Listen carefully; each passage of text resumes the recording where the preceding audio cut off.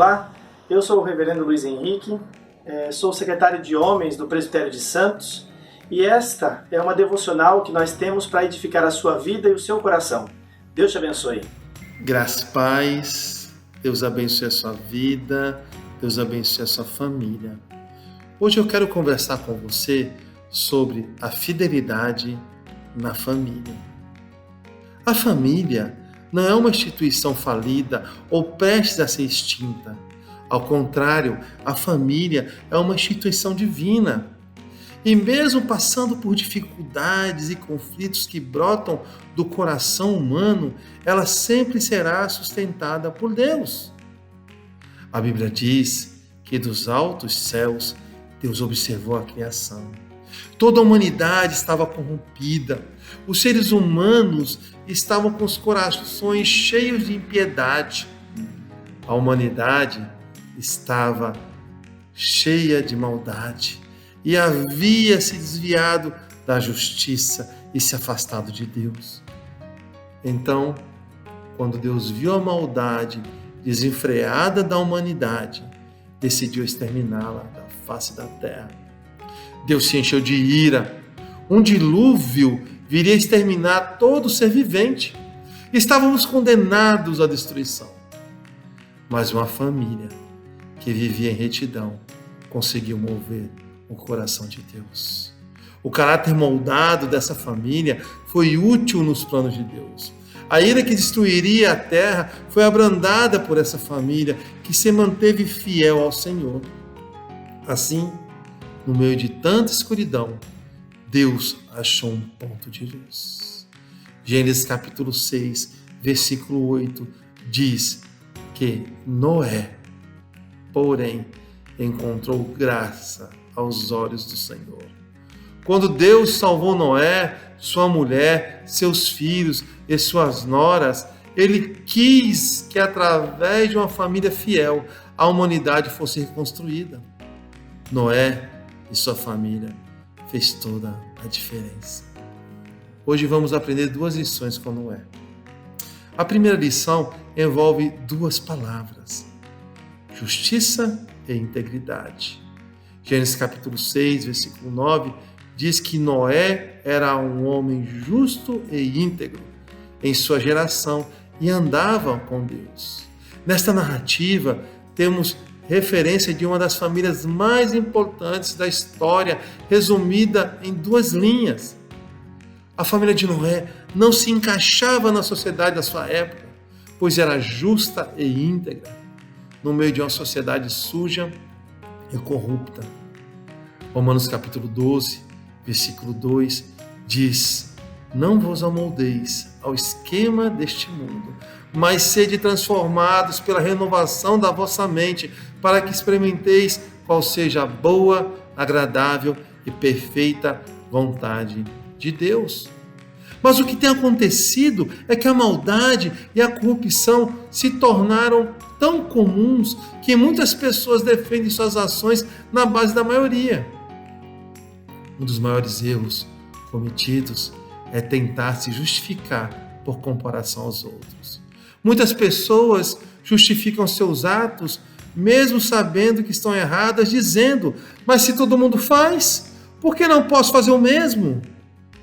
Por exemplo, se todos os outros mentem e fraudam, eu posso justificar as mentiras e as fraudes.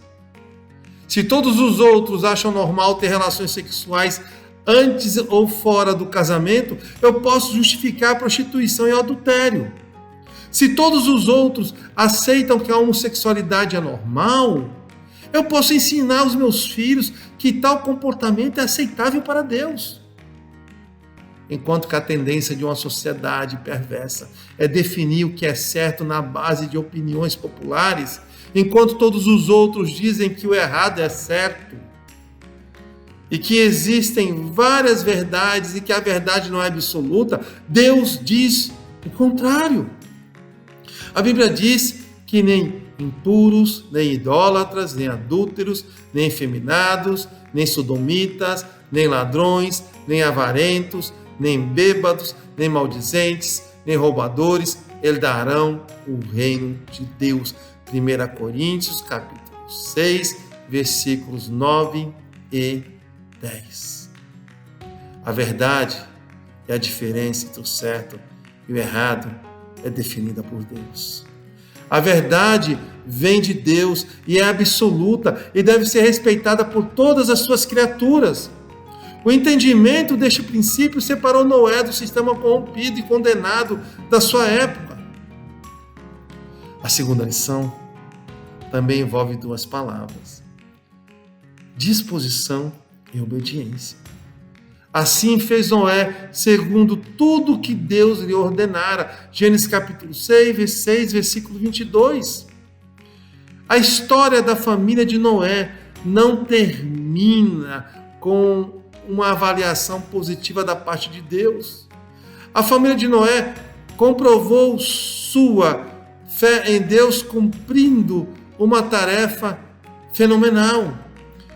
Deus ordenou que ele construísse uma arca de 133 metros de comprimento, 23 metros de largura e 14 metros de altura, com volume de quase 41 mil metros cúbicos. Ou seja, a arca tinha capacidade para transportar 360 containers de 12 metros, ou 400 carros populares, ou 120 mil animais do tamanho de uma ovelha. Certamente foi o maior navio da antiguidade. Simplesmente, quando Deus mandou Noé fazer a arca, ele se dispôs e obedeceu. Versículo 22, Noé fez tudo segundo Deus lhe ordenara. Por causa dessa fé obediente, a família de Noé é usada como exemplo ao longo da história. O autor de Hebreus, em Hebreus capítulo 11, versículo 7, resumiu a história de Noé da seguinte forma: pela fé, Noé, divinamente instruído acerca dos acontecimentos que ainda não se viam e sendo temente a Deus, aparelhou uma arca para a salvação de sua casa, pela qual condenou o mundo e se tornou herdeiro da justiça que vem da fé.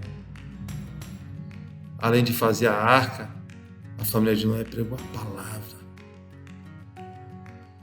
em obediência ao Senhor.